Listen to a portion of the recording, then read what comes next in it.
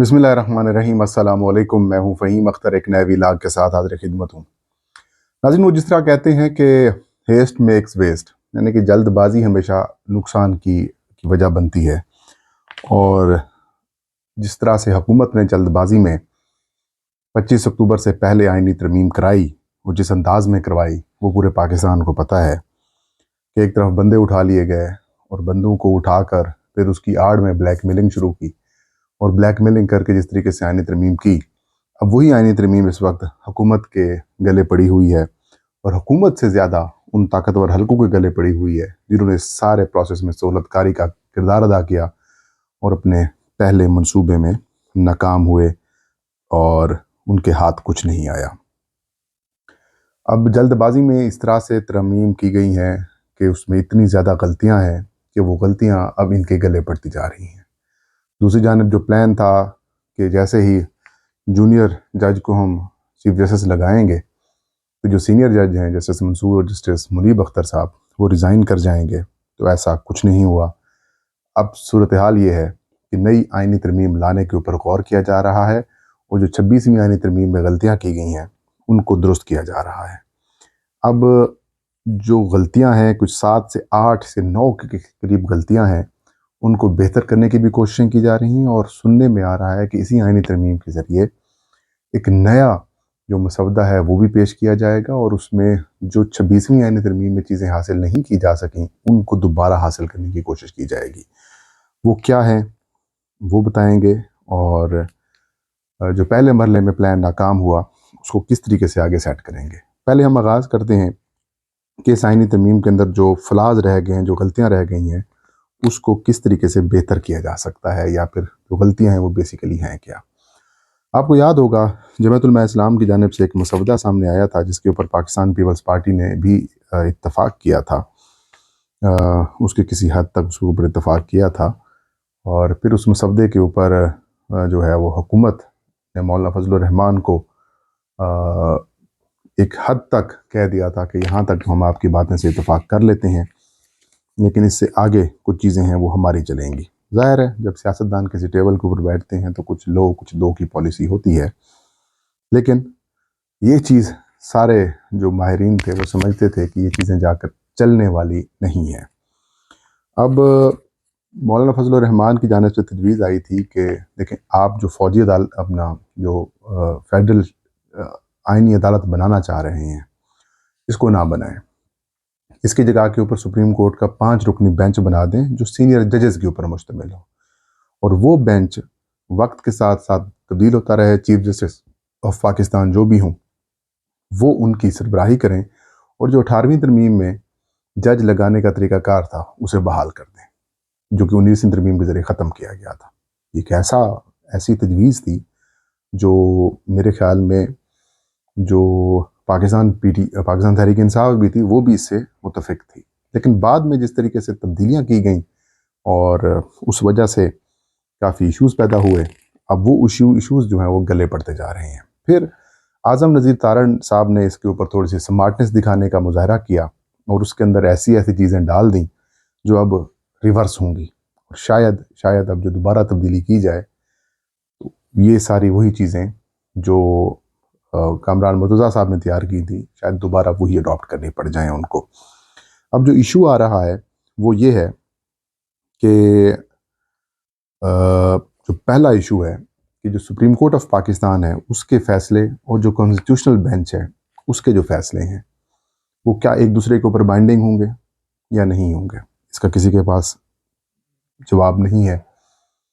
और फिर supreme court के अंदर आपने 2 सुप्रीम कोर्ट्स बना दी हैं, आप आइनी बेंच को तमाम इख्तियारात दे दिए हैं, सुप्रीम कोर्ट को आपने सेशन कोर्ट बना दिया है। और ऐसी सूरत हाल में जब justice Yahya Afridi chief justice हैं और अगर आइनी बेंच के सरबराह आप बना देते हैं जस्टिस अमीनुद्दीन को, सारी पावर्स तो जस्टिस अमीनुद्दीन के पास शिफ्ट हो जाएंगी। और लेट्स सपोज ये हो भी जाता है और कॉन्स्टिट्यूशनल जो बेंच है आपका वो बन भी जाता है, तो उस बेंच का क्या मतलब ये कि पावर्स क्या होंगी। लेट्स सपोज आप कहते हैं कि जो आइन के मामलात के ऊपर जो रिव्यू होगा या आइनी तशरीहात से मुतालिक जो मामलात होंगे, जो माजी में 12 जजेस 13 जजेस या 14 जजेस या 15 जजेस या 9 जजेस कर चुके हैं, بھی فیصلہ دے چکے ہیں، اگر اس کے اوپر ریویو آتا ہے تو وہ بھی تو وہی سپریم کورٹ کا بینچ ہے نا جو پہلے سپریم کورٹ کا بینچ تھا. تو کیا جس طریقے سے مخصوص نشستوں سے متعلق فیصلہ آیا، 13 رکنی فل کورٹ تھا، اور کیا اس کے اوپر جو نظر ثانی آئی ہوئی ہے، کیا 5 یا 7 رکنی اگر بینچ بنتا ہے، کانسٹیٹیوشنل بینچ بنتا ہے، تو یہ بتائیں کہ کیا وہ 5 سے 7 رکنی بینچ کا فیصلہ مانا جائے گا یا پھر وہ 13 رکنی بینچ کا فیصلہ مانا جائے گا؟ اور کیا وہ ریویو یہ سن سکتے ہیں یا پھر وہی کورٹ سنے گی؟ وہی کورٹ سنے گی تو پھر جو نئی ترمیم آئی ہے تو وہ کہاں جائے گی؟ اس کا سوال کسی کے پاس نہیں ہے. کچھ وکلاء یہ کہہ رہے ہیں کہ نہیں سن سکتی کانسٹیٹیوشنل بینچ 7 رکنی یا 5 رکنی نہیں سن سکتی کیونکہ وہ بینچ بڑا تھا، لہٰذا یہ ایشو بن گیا. پھر جو تشریحات آتی ہیں، 9 رکنی تشریحات بینچ نے کی ہے کسی آئین کی تشریح یا کسی کلاز کی تشریح، تو پھر جب یہ معاملہ اس کے اوپر آئے گا اسی بینچ کے پاس اور وہ بینچ بڑا ہوگا جس نے پہلے تشریح کی ہوئی ہے، اس کو یہ ختم کیسے کریں گے؟ پھر اس کا حل کیا ہے؟ پھر چیلنج کرنے کا پروسیجر کیا ہے کہ کون سا فیصلہ ادھر چیلنج ہو سکتا ہے؟ یہاں پر بھی ابہام ہے. پھر اگر کوئی جج ریکیوز کر جاتا ہے، لیٹ سپوز جو بینچ بنایا جاتا ہے کانسٹیٹیوشنل بینچ، اس کا کوئی جج ریکیوز کر جاتا ہے تو پھر کیا اس کا پروسیجر، کیونکہ لکھا گیا ہے کہ جو سپریم جوڈیشل کونسل ہے یا سپریم جوڈیشل کمیشن ہے، جو بھی مطلب اس کو جو جج تعینات کرنے والا کمیشن ہے، کیا وہ دوبارہ اس کے پاس معاملہ جائے گا اور جو سماعت ہوگی وہ پھر نہیں ہوگی، یا پھر یہ ہوگا کہ جو باقی ججز ہیں وہ سنیں گے؟ پھر آئین کے اندر تو لکھا گیا ہے کہ اتنی رکنی بینچ ہوگا، تو وہ ایک ایشو ہے. پھر کون سا کیس کہاں چلے گا، اس کا میکنزم نہیں بتایا گیا، یہ ایشو پیدا ہو چکا ہے. اور آپ کو پتہ ہی ہے سپریم کورٹ کے ججز اب ہر معاملے کو ریفر کر رہے ہیں کہ یار یہ تو کانسٹیٹیوشنل بینچ کا معاملہ ہے، آپ ادھر بھی جوا دیں. تو یہ جو پینڈنسی آف کیسز ہے وہ بڑھنا شروع ہو جائے گی، یہ حکومت کے لیے بڑا چیلنج بن جائے گا، اور جسٹس یحییٰ افریدی صاحب کے لیے بھی بڑا ایشو پیدا ہو جائے گا. پھر پریکٹس اینڈ پروسیجر کمیٹی جو بنائی گئی تھی، اس کا کیا اختیار رہ جائے گا؟ کیا وہ کانسٹیٹیوشنل بینچ کے کیسز کا بھی ڈیسائیڈ کرے گی یا پھر عام کیسز کا فیصلہ ڈیسائیڈ کرے گی؟ اور اگر کرے گی تو پھر اس بینچ کی حیثیت کیا رہ جائے گی؟ وہ جو آرڈیننس حکومت لائی تھی پھر وہ کدھر جائے گا؟ اس کا ایشو پیدا ہو گیا ہے. پھر ایک اور کہ فل کورٹ کون بلائے گی اور فل کورٹ کی تشریح کیا ہوگی؟ اگر کانسٹیٹیوشنل میٹرز کے اوپر صرف 5 یا 7 رکنی بینچ بیٹھے گا تو اگر فل کورٹ بٹھانا ہو تو وہ بلائے گا کون اور فل کورٹ بیٹھے گا کون؟ کیا وہ 7 رکنی فل کورٹ ہوگا یا پھر جتنے 16-17 ججز ہیں سپریم کورٹ کی وہ فل کورٹ ہوگا؟ تو یہ ایک بڑا ایشو اس وقت بنا ہوا ہے. اور پھر آئینی بینچ کا سربراہ کون چنے گا؟ آئینی بینچ کا سربراہ، کیونکہ جوڈیشل کمیشن کی جو اس کے اندر لکھی گئی ہے فارمیشن کے اندر جو 12-13 ممبرز آپ نے لکھے ہیں، اس کے اندر ایک یہ بھی لکھا گیا ہے کہ ایک ممبر وہ ہوگا جو کانسٹیٹیوشنل بینچ کا سربراہ ہوگا. اب کانسٹیٹیوشنل بینچ کو اپوائنٹ کون کرے گا؟ Judicial commission. جوڈیشل کمیشن کے اندر یہ شک ڈالی گئی ہے، جوڈیشل کمیشن کے اندر جو کانسٹیٹیوشنل بینچ ہے اس کا سربراہ ہوگا، وہ تعینات کیسے ہوگا؟ پروسیس مطلب یہ ایک عجیب و غریب قسم کی گڑبڑ کر دی گئی ہے، اس کی بھی وضاحت نہیں کی گئی. ہاں یہ ہو سکتا ہے کہ جو 12 ممبر ہیں وہ پہلے سب سے پہلا کام یہ کریں گے کہ کانسٹیٹیوشنل بینچ کا ہم سربراہ بنا لیتے ہیں اور وہ اس کو پھر بعد میں شامل کر لیں گے. تو پھر کیسے ہوگا؟ مطلب یہ کیسے ایشوز پیدا ہو چکے ہیں جو اس وقت حکومت کے گلے پڑے ہوئے ہیں، اور وہ اس ساری سچویشن سے اب نکلنے کے لیے کوششیں یہ کی جا رہی ہیں کہ ایک نئی آئینی ترمیم لائی جائے، 27ویں آئینی ترمیم لائی جائے. اور جو 27ویں آئینی ترمیم ہے اس کے اندر کچھ حلقے یہ بھی زور لگا رہے ہیں کہ جناب ہم نے تو کوشش کی تھی کہ امین الدین خان صاحب تک پہنچ جائیں، ان کو چیف جسٹس بنوا دیں، لیکن جسٹس یحییٰ افریدی جو ہیں وہ ڈٹ گئے ہیں. انہوں نے کہا ٹھیک ہے آپ نے مجھے آفر کر دی ہے تو پھر میں ایکسیپٹ کرتا ہوں. اور اطلاعات یہ سامنے آ رہی ہیں کہ حکومت کی جانب سے کچھ جعلی قسم کی خبریں بھی چلوائی جا رہی ہیں، اور وہ خبریں یہ ہیں کہ جسٹس منیب اختر اور جسٹس منصور علی شاہ جو کہ سینئر ججز ہیں اب وہ ریزائن کرنے والے ہیں. اس کی حقیقت یہ ہے کہ وہ ریزائن نہیں کر رہے.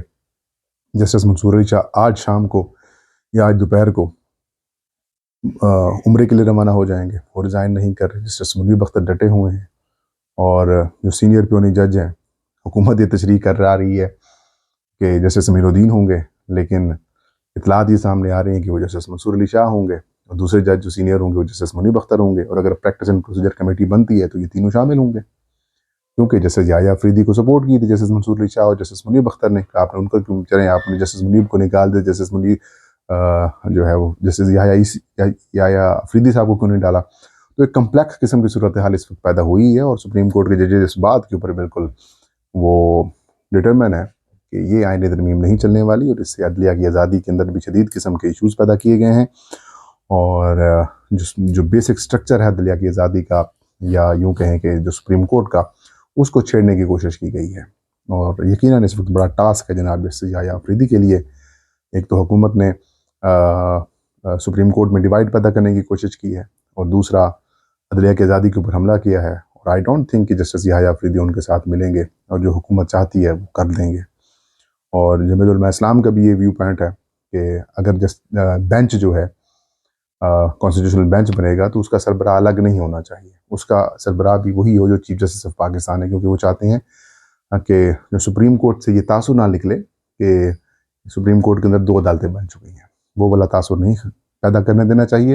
اور لگتا یہی ہے کہ یہ سپریم کورٹ اس معاملے کو اس بینچ کی یا پھر جو سپریم کورٹ سے متعلق جو ترامیم کی گئی ہیں ان کو وہ کالعدم قرار دے دے گی، غیر آئینی قرار دے دے گی، اور پھر وہی سسٹم ہوگا، اور جسٹس منصور علی شاہ دوبارہ شاید چیف جسٹس آف پاکستان جو ہیں وہ بن جائیں گے۔ میں بلیم گیم میں تو نہیں پڑتا، لیکن ابھی بھی دوبارہ منت ترلے کیے جا رہے ہیں، آپس میں مشاورت کی جا رہی ہے کہ کسی طریقے سے آئینی ترمیم لائی جائے، اور جو طاقتور حلقوں کو کچھ بھی نہیں ملا اس ترمیم سے، الٹا اپنا بندہ بھی گنوا کے بیٹھ گئے ہیں۔ جو سب سے بڑی کامیابی آپ سمجھ سکتے ہیں کہ پاکستان کی جوڈیشری کے لیے سب سے اچھی خبر ہے، جو کہ بہت سارے وکلاء بڑے خوش بھی ہیں کہ جناب قاضی فائزہ صاحب سے ہماری جان چھوٹ جائے گی، اور وہ جو پلان کر کے بیٹھے ہوئے تھے کہ فیڈرل آئینی عدالت میں بیٹھ جائیں گے اور پھر چیف جسٹس آف پاکستان بن جائیں گے اور سپریم کورٹ آف پاکستان کو سیشن کورٹ طرح بنا دیں گے، تو وہ سارے پلان جو ہیں وہ ختم ہو چکے ہیں۔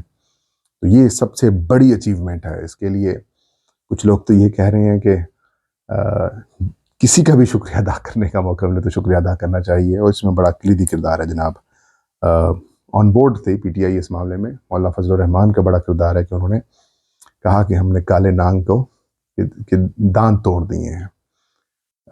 وقت آئے گا، آپ سب کچھ چیزیں سامنے آ جائیں گی، ابھی بہت کچھ ہونا باقی ہے، بہت کچھ آنا باقی ہے، گھبرانا نہیں ہے، پریشان نہیں ہونا، جیت حق کی ہوگی۔ یہ تھا آج کا ویلاگ، مجھے اجازت دیجیے، اللہ حافظ۔